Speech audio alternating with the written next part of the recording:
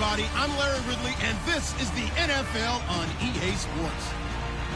Confidence is never a question when it comes to wide receivers, and these two are no different. It's Cooks' Saints going up against Green's Bengals.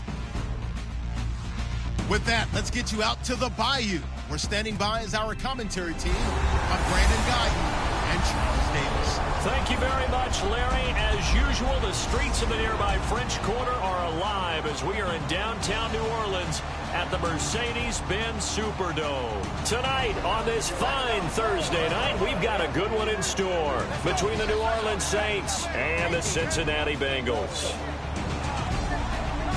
Hello, everybody. Alongside Charles Davis, I'm Brandon Gaunt. As we get set here, Charles, we talk about wide receivers. You know, Larry mentioned it in the open, but that's a big spot to look at here in this one. I think he identified it perfectly because these guys have such an impact on the game nowadays because they throw the ball more than ever. And whether they're throwing it short, medium, or long, can they snatch it out of the air and create even extra yardage with run after catch? This is fielded a couple yards deep.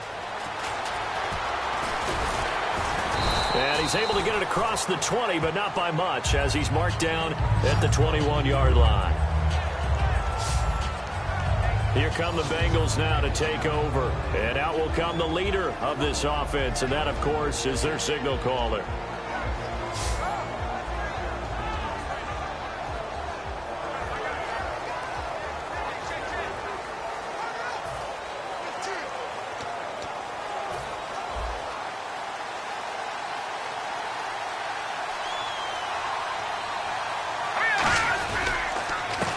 They'll give it to him right up the gut.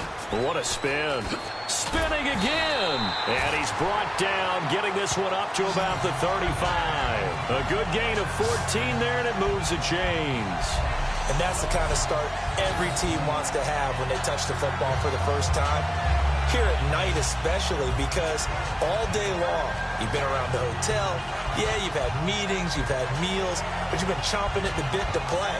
And depending on the time of year you play a game, early in the season you probably like night games. But as the season goes on, most guys like day games because they won't wait around all the time. So taking charge early in a night game is a very important factor.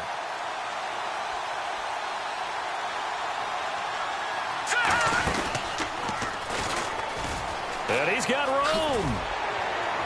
And he gets this one to midfield before he's brought down. They give him 14 yards that time and a fresh set of downs.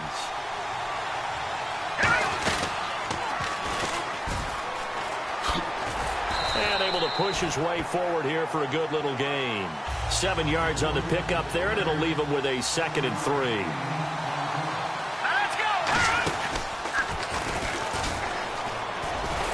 He'll be brought down, it looks like right at the 40. A gain of 4 that time as the drive continues.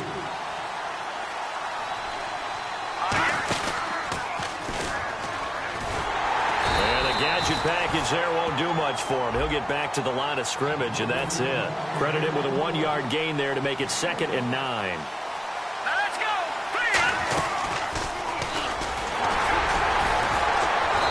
Able to shed the tackle, but the reserves come in for the stop. Call it a gain of 5 that time, and they'll be left with a 3rd and about 4. And here comes play number 6 on this drive.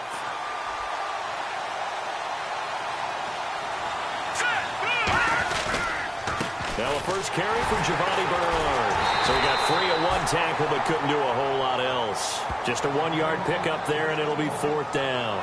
Well, this was just simply excellent defense. On this 3rd down, they had to be alert for the possibility of a pass, but that didn't stop them at all from understanding what was going on when they decided to run the football, and they just swarmed and stuffed them for almost no gain.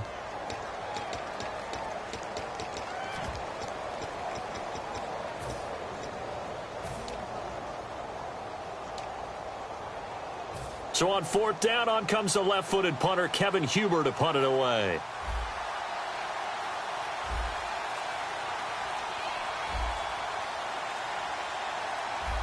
The play clock's running down. And look here, it's an opening drive fake. And this is incomplete. A huge gamble, and it does not pay off. Well, not only did they try to fake it, they put the ball in the arm of their punter, and it didn't work out. Not the quarterback. No. The punter. Yeah. Risky. And it's so funny because when it works, genius. When it doesn't work, not so smart. Not so genius. In this case, not so genius, but I do admire that he went for it.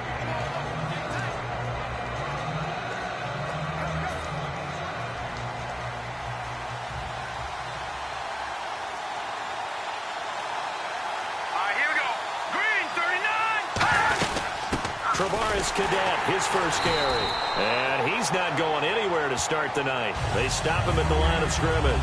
Tackle made that time by Michael Johnson. Great play there off the end. Question, Charles, in a 4-3, you hear about the D tackles a lot. What's the role of the ends? What they want to do is control the edges of the defense. And you always hear about an offense talking about setting the edge in the running game. Well, the defense wants to do exactly the same thing. In the defensive end, often against an offensive tackle, sometimes a tight end, they can't let themselves get hooked and let a running back get outside, because if they do that, that hurts the integrity of the defense overall. My man, the encyclopedia. It's a tried and true formula, and I don't think it'll change for as long as we play football. If someone's trying to throw the ball and you can put pressure on them and make it tough, that's only going to help your defense. Yeah, he's since being hurried. He got rid of it before taking the hit, but incomplete. And the pressure too much that time as Cousins goes down. Geno Atkins in there to drop him for a 6-yard loss, and that'll lead to a 4th down. I remember when I was a kid and all I wanted was a nickel so I could get that soda down at the fountain. And guess what? The nickel came into play well. 5 defensive backs, they covered well, allowed for the sack. Sodas were a nickel when you were a kid? No, I just needed the extra nickel so I could pay the proper price. Okay, how much were they? A dime? What were they? 15 cents.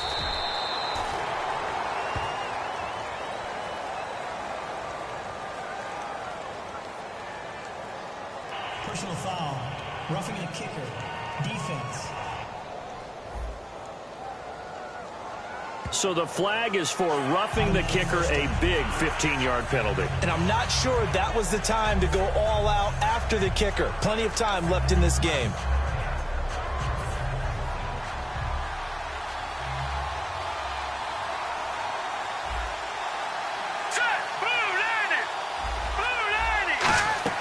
They go play action here on 1st down. It's brought in here by Willie Snead. And taking it across midfield and inside the 45. One thing I can say pretty safely, that route is not called if you don't have a guy who can throw the ball and put some mustard on it. Because if you're going to lollipop it in the middle of the field, bad things usually happen. It takes a strong-armed guy who can rifle it in there, and they were able to successfully complete that one.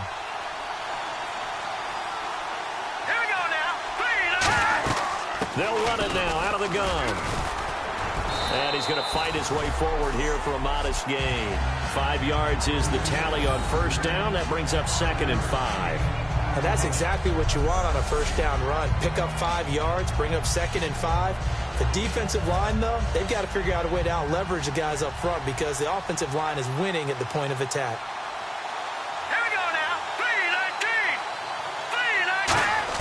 Now a 2nd down throw for Cousins. And seeing nowhere to throw, he chucks this one away from harm. Incomplete. Now it's 3rd down. And the offense in that middle ground here on 3rd down. 3rd and 5. Let's go! 3-19! Cousins from the gun on 3rd. And incomplete. He had nowhere to throw, so he just tossed it away. But that brings up 4th. Partner, how many times have you heard it? Pressure creates diamonds, right? But it also bursts pipes. And on that one, that's what they got. They got after him, and he was fortunate just to get rid of it. Yeah, he just had to chuck it away. And this is going to be ruled out, I think, just inside the 20. Yes, it will. Side judge calls it at the 19-yard line. Cincinnati now ready to take the field. They had a great drive going last time. They were moving the ball, and then all of a sudden it just stalled out. So we'll see what they can do here, Charles. And it's always easy to second-guess when you don't get it on a 4th down try. But they had to like the feeling that they had going on offense, They want to continue to see if they can capture that again on this drive and maybe get in the same position. Yeah, and that's, I mean, like I said, they were moving the football. It's not like they went 4 and out, so I don't think it's a deal where the offense doesn't have confidence. No, I agree with you totally on that one. If anything, they may have gained more confidence. Okay, they stopped us once. That's all right. Let's keep moving it. Make them do it again. Legs still churning. Defenders giving chase, but I don't think they're going to get there. And all the way in for a Cincinnati score. A big play there. 81 yards. And the Bengals are going to take a first-quarter lead. And with that carry, he's already over 100 yards here in the first half. And, partner, you know exactly what he's saying to his teammates right now, right? Especially to the play caller. Give me the ball. Again, and again, and again. It's not that heavy, sir. I'll take it.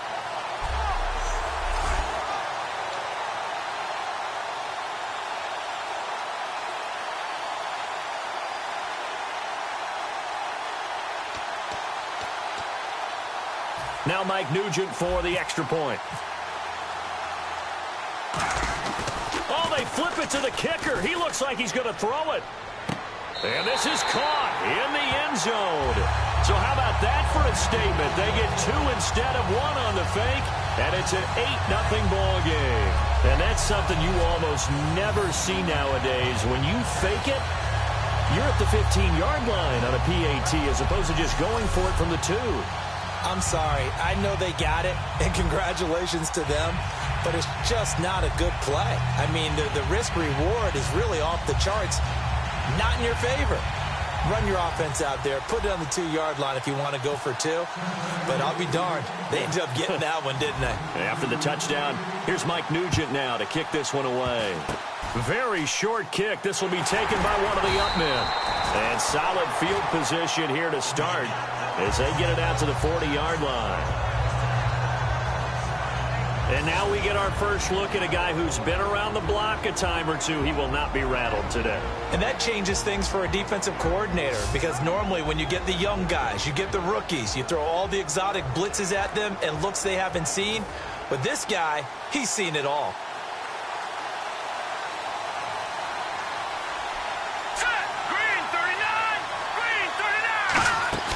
Now a play fake here on first down. It's hauled in by Brandon Cooks.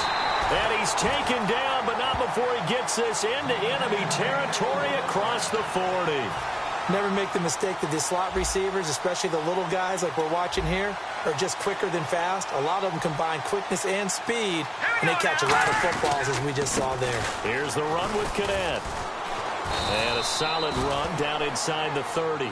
A good run there on first down, and it'll leave them with a 2nd and 2. Some runs are blocked so well, you almost forget that someone has to carry the ball to gain the yardage.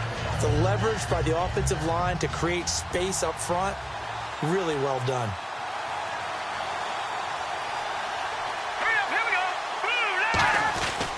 They go back to Cadet. Might have gotten this one down to the 28, and that's all. They got 2 of the 3 they needed there. It leaves them with 3rd and just a yard. The headshots here are the offensive unit, and what about Brandon Cooks? If he's not a 1,000-yard receiver every year he's healthy in the league, I'll be surprised.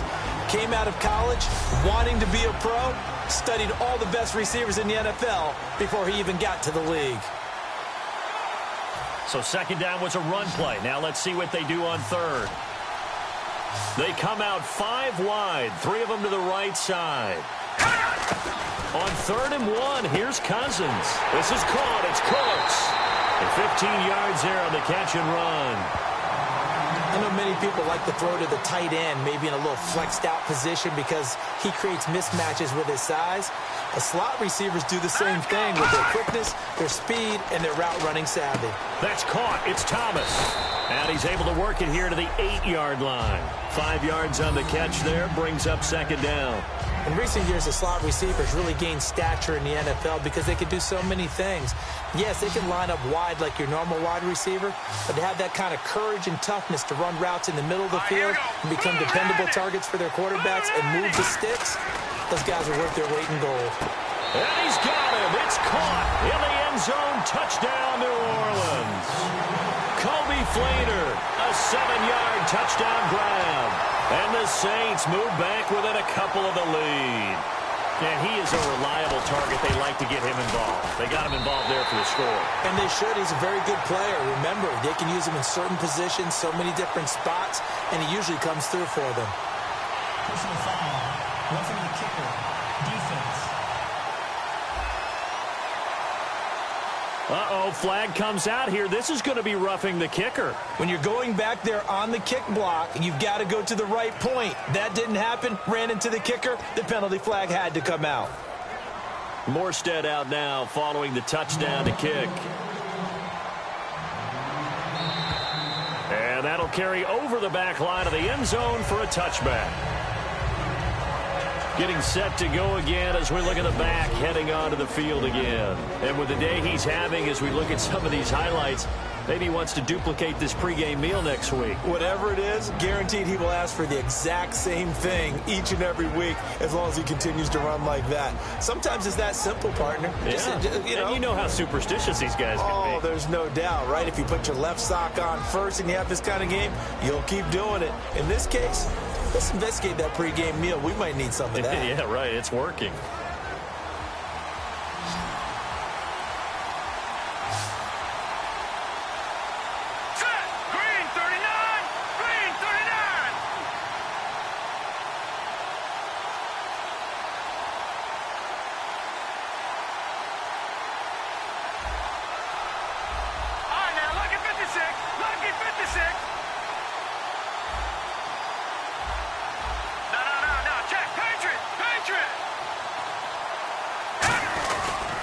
And they'll go on the ground.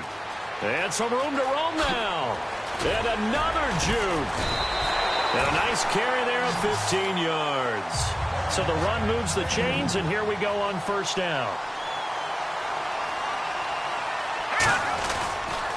They'll give it to him right up the gut. And some room to maneuver. And he'll be taken down, but not before he gets into enemy territory. A really nice pickup of 14 yards, and it moves the sticks. Here we go now. They'll give it to him right up the gut. Room here to run. And a cut to the sideline. And he'll get this one down near the 20-yard line. That one goes for 24 yards. All right, partner, keep adding up the yardage. My man is off to a big-time start in this one. Oh, yeah, you know, when these guys get a first-quarter run like that, they're thinking, all right, now I'm going to get a second, third, and fourth-quarter run like that, correct? Have you ever seen a guy have a run like that and feel... Now hold everything here. We're going to get a timeout by the offense. They'll have 2 remaining as we step aside here in this first quarter.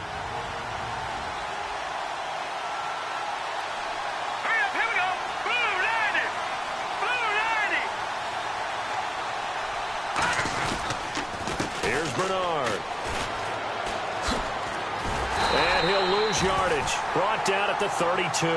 They'll wind up losing 11 on the play, and it'll make this a 2nd and long. Now whistles come in. We're going to get a timeout here by the offense. So as they take it over, we step aside. They'll give it to him right up the gut. Oh, a little 360. And he'll be brought down inside the 20 at the 19. Alongside Charles Davis, Brandon Gaudin, and it's the Bengals with a football to begin quarter number 2. They're on the march, but facing a 3rd down here. And a stoppage here, a timeout before this 3rd down play takes place. And with that, they're now out of timeouts, and still plenty of time remaining here in this 2nd quarter.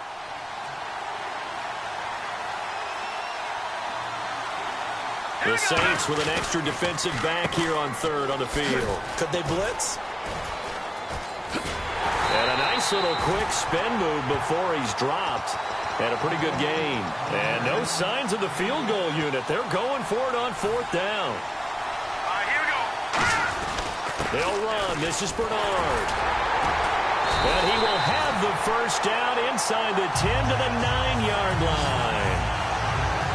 This is a question of who wants it more. Easy to get stuck behind all the big bodies, but you've got to find a space and fight forward for the first down.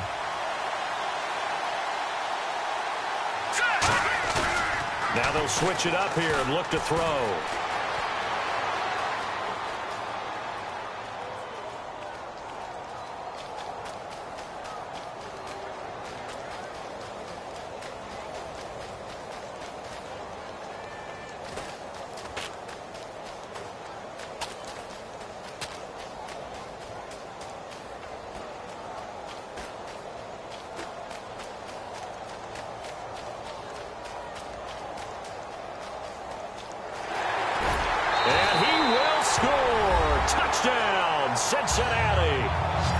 their quarterback. An 8-yard touchdown run. And the Bengals are able to grow their lead. He didn't originally want to run, but he didn't see anything in the passing game, so he scrambled, and wouldn't you know it, he scores a touchdown anyway. It's awfully nice to have a quarterback who can make things happen with his legs.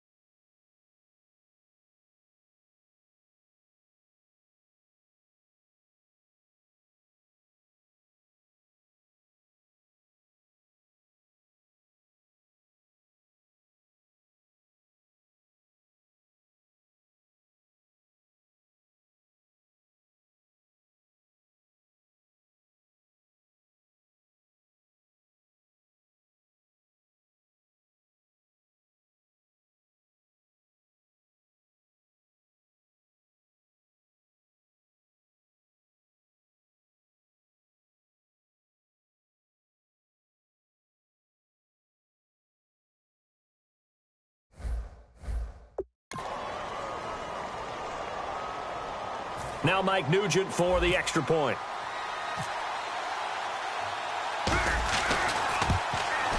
And it's up and good. That pushes the lead now to 15-7. So that one, an 8-play drive. It spans 75 yards and a 9-yard run on the end of it.